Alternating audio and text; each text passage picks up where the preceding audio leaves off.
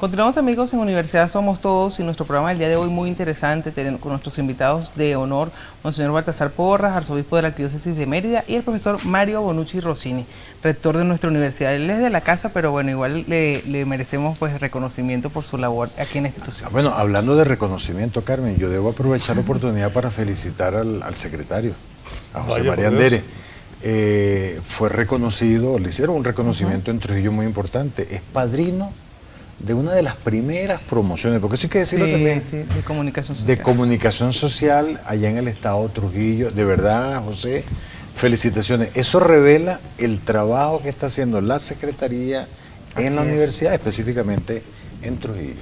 Bueno, gracias, rector, por esas palabras de felicitación. Agradezco a los ahijados que vieron en la Secretaría, más que en el secretario. Yo creo que uno de los retos de la universidad va a ser despersonificar toda la acción universitaria, porque a veces perciben que es a título personal que uno ayuda y que uno colabora, cuando en realidad es la institución, en este caso, por la mano de la Secretaría.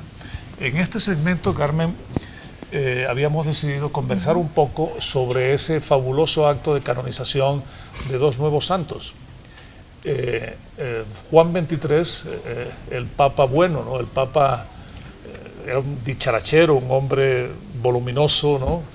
Que se pensaba en su momento que iba a ser un papa de transición, que no iba a meterse en muchos problemas, que no iba a hacer grandes reformas, y resultó uno de los papas, digamos, con una habilidad especial, sobre todo para llegarle a la gente, pero para generar también reformas en la iglesia que estamos viviendo en estos días. Y más recientemente, para los más jóvenes, Juan Pablo II, una persona con una profundidad espiritual hermosa, cercano a la gente, un papa que fue adorado por todo el mundo, los creyentes y no creyentes, hasta sus últimos días. ¿Cómo se le ocurrió al Papa Francisco, en el mismo acto, canonizar a dos papas que tienen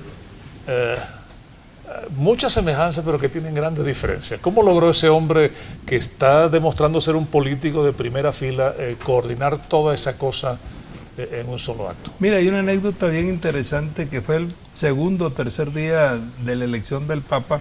Reunido con un grupo de cardenales, le dijeron: bueno, a usted le tocará muy pronto hacer la canonización del Papa Juan Pablo II. Y de una vez dijo: no lo haré él solo, irá con Juan XXIII. Y yo tuve la oportunidad de preguntarle pues también eso. Y me dijo: ¿y tú no te das cuenta que estudiamos teología en los mismos años? Y que la teología que nosotros estudiamos, que se debe al Concilio Vaticano II, es obra de lo que hizo Juan XXIII. De tal manera que yo creo que él tenía muy claro, y eso sirvió para ver una cosa. El Papa Francisco es el primer Papa posconciliar. Él se ordena el año 69 y el concilio terminó el año 65.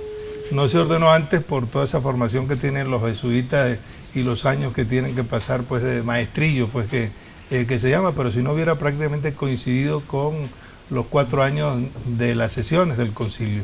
Bueno, es asumir que el hombre que le da el vuelco a la iglesia, y no solamente a la iglesia, recordemos que esos años, comienzos de los 60, son los años de la Guerra Fría, y que estuvo a punto de estallar una tercera guerra mundial, y que ahí se la jugó. También Juan XXIII ya tenía la experiencia antes de Turquía, durante la Segunda Guerra, como nuncio, salvándole la vida a muchos niños hebreos.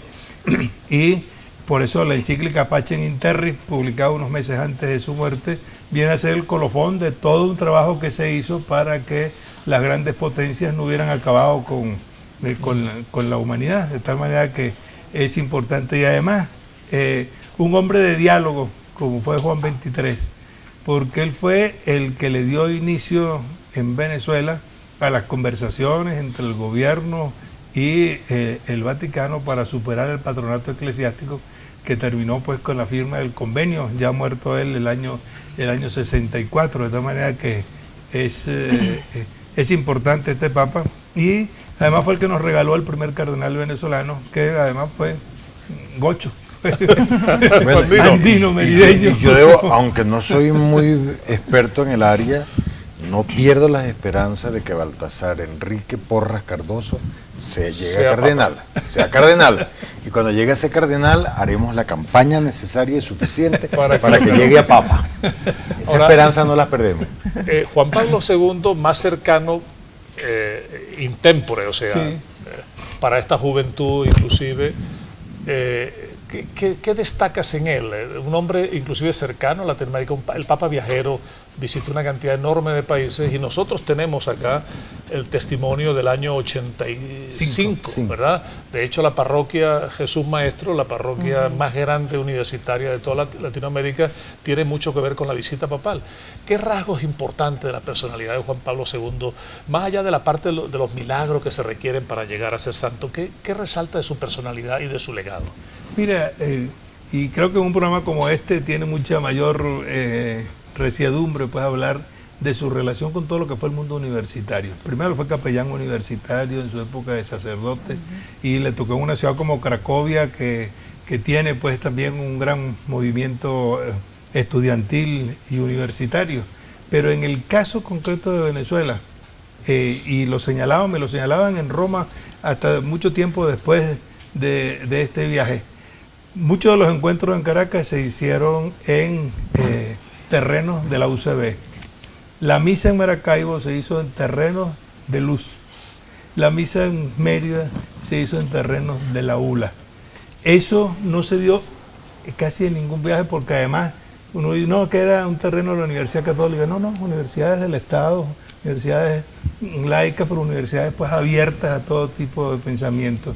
Y los discursos que vale la pena leer de Juan Pablo II son los universitarios. El discurso que él hizo en la Universidad de Salamanca en el año 82 es una pieza que tiene una actualidad enorme de cuál es la función de uno como docente, como profesor, como investigador o como alumno en un momento como este que vive el mundo en el que tiene que haber un aporte de la ciencia, y uno de los primeros aportes que tiene que tener la ciencia, primero es la búsqueda de la verdad, es el respeto a la pluralidad y ver qué es lo que uno hace al servicio de los otros, al servicio de la humanidad. Todo muy actual y muy universitario. Yo creo, rector, que la universidad debería recoger esos discursos y en una publicación conjunta del rectorado con la Secretaría pudiéramos darle a conocer esos discursos importantes de Juan Pablo II en todo lo que es el contexto universitario, ¿no? Totalmente de acuerdo. Mire, hay una encíclica papal Rerum Novarum que yo creo que marca incluso, define lo que es el derecho a la propiedad. Yo creo que todas estas encíclicas papales, todo esto que ha escrito la Iglesia, obviamente que marcan el devenir de esta humanidad. Estoy totalmente de acuerdo contigo. Y yo lo recojo en una semana. Así es. Bueno, nos quedan unos 4 minutos, unas reflexiones finales sobre el programa de hoy. Antes yo creo, para que no se nos olvide, Carmen, tú tienes también una felicitación que hacer al señor rector, que ha estado hoy en el Consejo recibido la Municipal. distinción Ciudadano Meritorio al señor rector de nuestra universidad, un reconocimiento que otorga el Consejo Municipal de aquí de Libertador en conmemoración del 19 de abril de 1810. Así que para usted también nuestras felicitaciones por este trabajo que realiza nuestra universidad. Yo debo darle las gracias a ustedes por el detalle de recordarlo, pero también expresar que ese fue un reconocimiento a la Universidad de los Andes. Un reconocimiento que se hizo también a José Mendoza Angulo, ex rector, Henry Vargas, y Mario Bonucci. Entonces, cuando se está reconociendo el trabajo de un rector y 2 rectores, yo creo que se está reconociendo el papel que ha jugado la Universidad de los Andes en el municipio Libertador y todo lo que tiene que ver en torno a lo que encierra el 19 de abril de 1810. Sí, además muy agradecidos con el Consejo Municipal porque están reconociéndole el talante democrático y el esfuerzo de 2 importantes rectores que junto a otros 2 importantes rectores hacen lo que llaman la tertulia, que es un trabajo permanente en el tratamiento y la difusión de temas de muchísimo interés local, regional y nacional. Vaya hacia nuestros 2 amigos rectores que tú acabas de mencionar. Además tengo que decirlo sin ruborizarme. Yo tengo 4 años como vicerrector administrativo, 5 años y medio como rector y no haya pisado la primera vez la Cámara Municipal. Pero ni siquiera para ver un reconocimiento a la universidad. Creo que algo que ustedes han señalado que es bueno tenerlo muy presente, y es que hay que reconocer es la institucionalidad.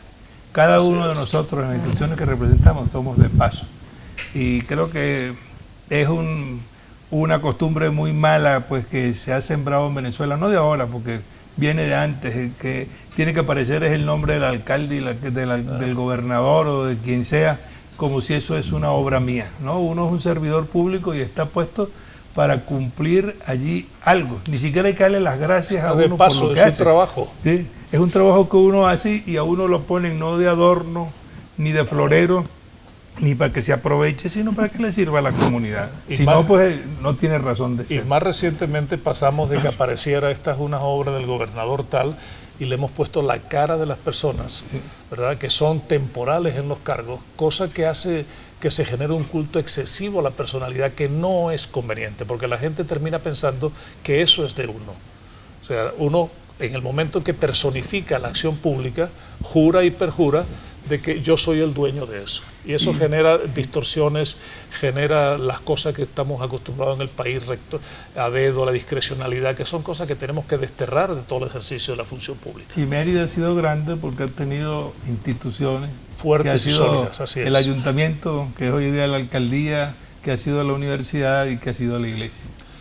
Bueno, se nos fue el tiempo. Sí. Esperemos que este reinicio de actividades sea un reinicio pleno, que los estudiantes puedan venir, que recuperemos, a pesar de que la universidad ha estado abierta en funciones administrativas y que los profesores desde sus casas han hecho también su investigación, han escrito sus artículos, pero el día lunes 5 vamos a retomar la universidad abierta. Rector, esperemos que nuestros estudiantes concurran, que las labores se desarrollen con toda normalidad y que pueda la universidad seguir siendo ese faro en el cual la sociedad se mira buscando soluciones a la grave problemática. Y lo más importante, que efectivamente exista la mejor disposición de dialogar, que haya un diálogo, que haya propuesta, que haya rectificación y que la gente entienda que todos somos hermanos y debemos construir un mismo país. Y muchísimas gracias por la invitación a tu programa. Monseñor, unas palabras finales de despedida, a pesar de que estamos excediendo el tiempo reglamentario como de costumbre.